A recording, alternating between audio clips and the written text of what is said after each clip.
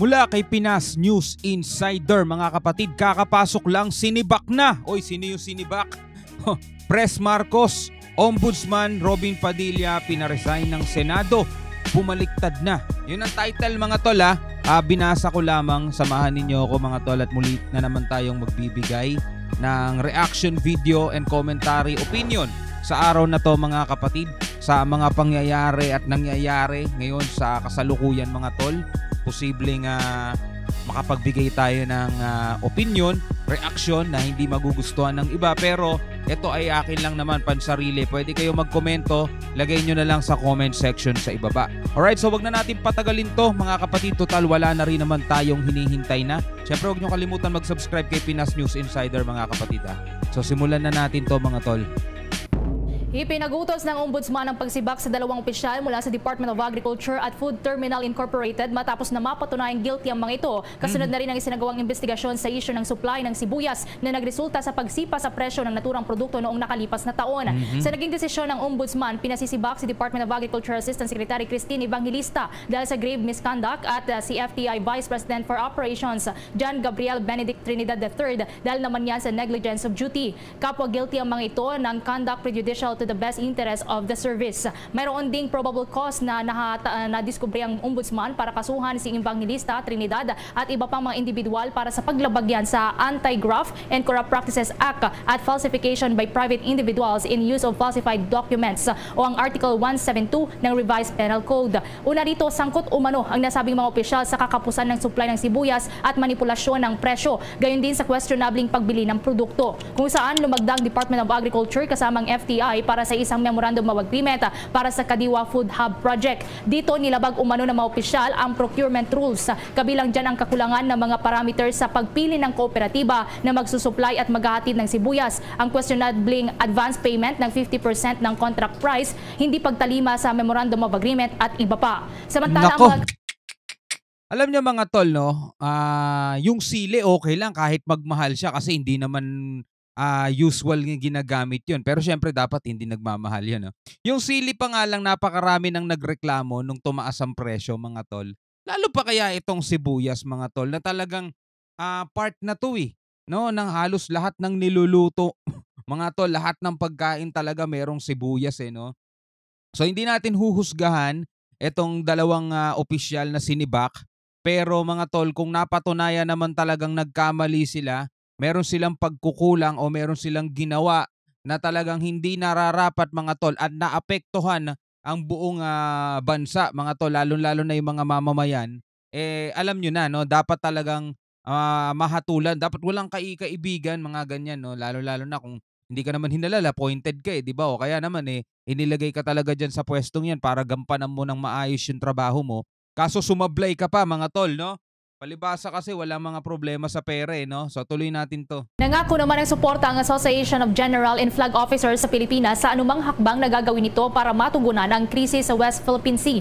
Ang naturang grupo po ay binubuo ng mga dating general at flag officers ng Sandatahang Lakas ng Pilipinas at Philippine Coast Guard. Sinilabas ng statement ng grupo na pirmado mismo ni Retired Armed Forces of the Philippines Vice Admiral Emilio Marayag Jr. Nakasaad dito ang pagsuporta ng grupo sa anumang hakbangin ng pamahalaan ng Pilipinas para lamang preserba ang karapatan ng Pilipinas sa teritoryo nito sa West Philippine Sea. Ganyan dapat, di ba? Ipinapahayag yung suporta, hindi ipinapahayag yung pagkontra. Mga tol, yun ang kailangan kasi talagang gawin nating mga Pilipino Lalong-lalo na yung mga grupo, mga organisasyon, dapat talaga makipagkaisa sila, mga kapatid, sa layunin at sa proyekto sa layunin at sa hangarin, mga kapatid, ng ating gobyerno. Dahil ang ipinaglalaban natin dito ay hindi para sa presidente lang Hindi para sa iilang pamilya lang o iilang mga tao no. Ito pinaglalaban natin to, mga tol, para sa buong bansa. Hindi lang sa pangkasalukuyan no, kundi pati sa hinaharap pa, mga kapatid no. Kasi etong West Philippine Sea talagang napakayaman nito sa lamang dagat, sa mga langis, sa likas na yaman, mga tol. 'Di ba? Kailangan to pakinabangan ng Pilipinas kasi isa to sa mag-aangat 'di ba? Sabi nga halos bilyon-bilyon ang halaga ng langis na nandiyan.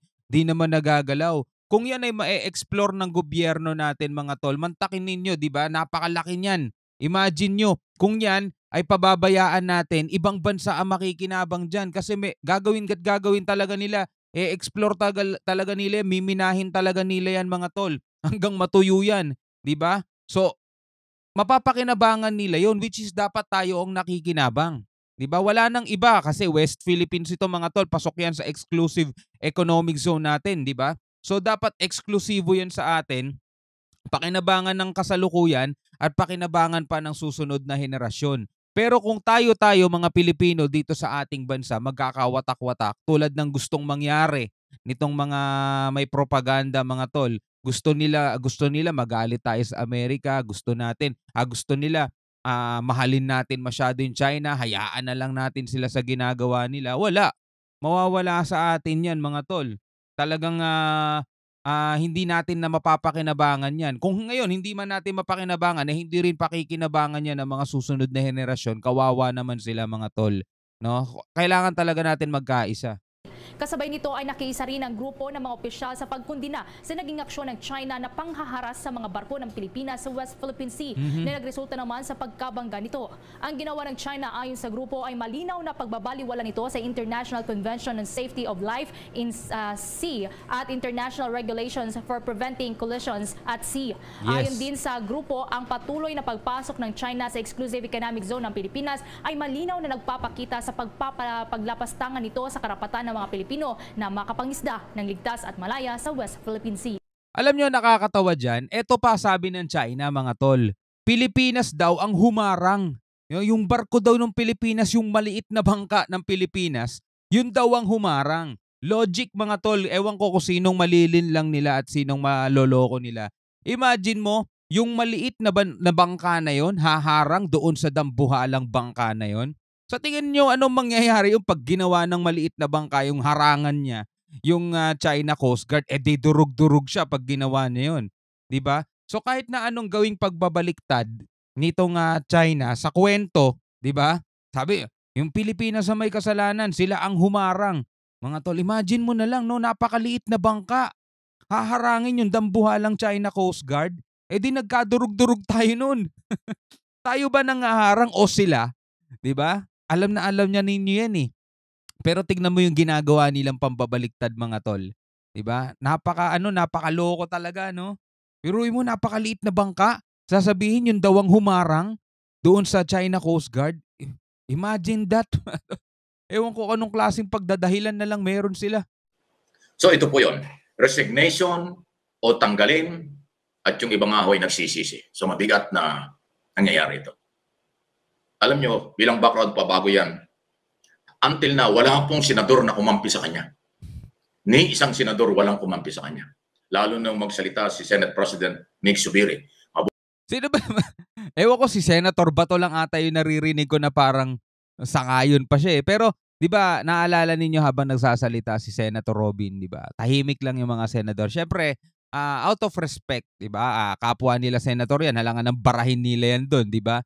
So hindi nila babarahin yan. Pero syempre magbibigay din sila ng sarili nilang opinion na taliwas naman doon sa ibinibigay na salita ni Senator Robin. So sa madaling salita parang binara din nila pero hindi yung harapan mga tol, no? Kasi sinong kakampi? Taong bayan, wala namang alam masyado sa batas na sila mga senator sila, syempre mas marami silang nalalaman. Pero sa taong bayan pa nga lang, 'di ba, binabara na siya, ang dami nang bumatiko sa kanya eh.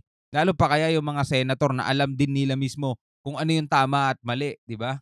Mabuti nga ito si Senator Zubiri dahil siya ang Senado, Senate President, kanya agad kinontra yung sinasabi ni yung pag-question yung si Padilla doon sa issue ng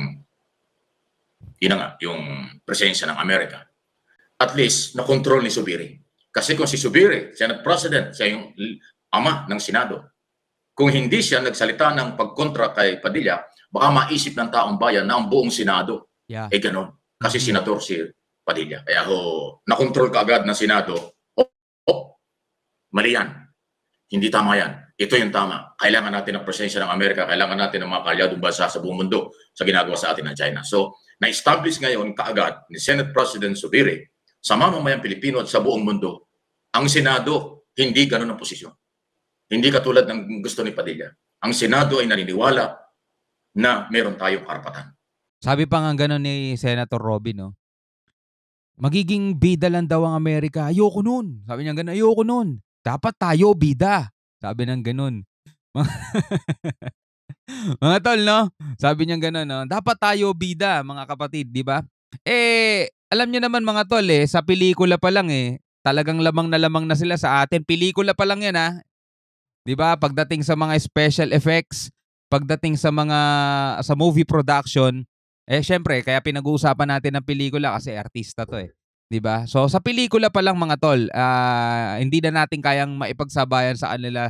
Lalo pa kaya pagdating sa mga ganitong usapin na mga tol.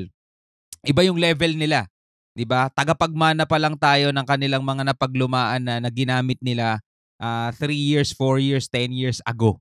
So ganun sila ka-advance kumpara sa atin. Hindi tayo lumalaban, hindi ang teritoryo ng Amerika ang pinaglalaban natin mga tol. Ang pinaglalaban natin is teritoryo natin. Humihingi lang tayo ng suporta, ng tulong sa mga malalaking bansa sa buong mundo actually, 'di ba? Para maipakita natin sa buong mundo na tayong bansang to, Pilipinas, ayaw ng gulo at gumagamit ng pamamaraan na diplomatic protest kahit na patuloy tayong binubulas nitong China. At kahit na meron ng hatol ang international law o ang tawag dito, Court of Arbitration na ang West Philippine Sea ay sa atin, 200 nautical miles sa hindi nila kinikilala. In fact, patuloy tayong hinaharas dyan, hinahabol, 'di ba? Pinapalayas yung mga mangingisda at hinaharang yung mga barko natin. Di naman siguro masama kung i-utilize natin yung ating alyansa, no, sa ibang bansa. Tulad nga na sinabi ni Senator Zubiri, kahit ang ibang bansa mga tol, meron din silang mga kaalyado, 'di ba? Meron silang mga kaalyadong bansa, meron silang mga kadikit at hinihingan din nila ng tulong. Japan nga napaka-unlad na bansa na yan, first world country, mga tol, humihingi pa ng tulong yan. Tayo pa kaya Pilipinas, napakayabang natin mga tol pag sinasabi natin, hindi natin kailangan ng tulong ng ibang bansa, kaya natin to. Napakayabang natin nun mga tol, yun ang totoo. 'Di ba? Kaya be humble lang, no? Be humble, Senator, be humble. Tuloy natin. Dapat makipag-alyado tayo sa malalaking mga bansa. Yun ang na-establish kaagad. Kaya dumami ng dumami ang galit kay Senator Padilla. Kaya nga ang panawagang resign. Ano lang just to be clear, hindi ako galit kaya Senator Robin mga tol. Sabi nga natin lagi, kapag may tama, palakpakan natin, sang-ayunan kapag okay naman yung sinabi. Pero kapag alam nating talagang mali mga tol, 'di ba? Hindi dapat, no? Kailangan nating anuhin kasi binoto ng tao 'yan Ang inaasahan ng tao is yung paglilingkod niya para sa bayan, hindi para sa ibang mga bansa. Kay US man 'yan, kay China, kung ayaw mo sa US, di dapat ayaw mo rin sa China. Hindi yung tipong ayaw mo sa US tapos ipipilit mo yung China, maging proud ka kasi 65% ng mga Pilipino may dugon Chinoy. 'Di ba yun yung pahayag niya nung nakaraan? So, balikan natin 'to mga tol. Dapat ano ka lang, Pilipinas ka lang. Kaya dumami ng dumami ang galit kay Senator Padilla. Kaya nga ang panawagang resign or tanggalin at nagsisisi sila at bakit kanyang ibinoto. Yung resign, madali.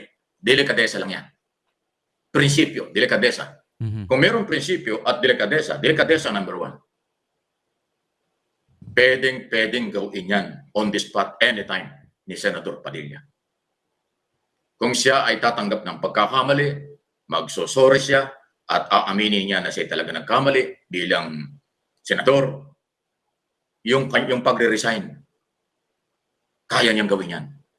Pero kung magre-resign naman, parang inamin niya na talagang wala na siyang pwedeng gawin nun, di ba? Hindi na niya pwedeng itama pagkakamali niya, di ba? Pwede siyang humingi ng sorry, baguhin niya, gumawa na ulit siya ng tama, hindi naman agad resign. Kasi pag sinabi mong resign, ano yun tawag dito parang, na tama na, ayoko na, hindi ko na kaya, no? Hanggang dito na lang, resign na ako, di ba?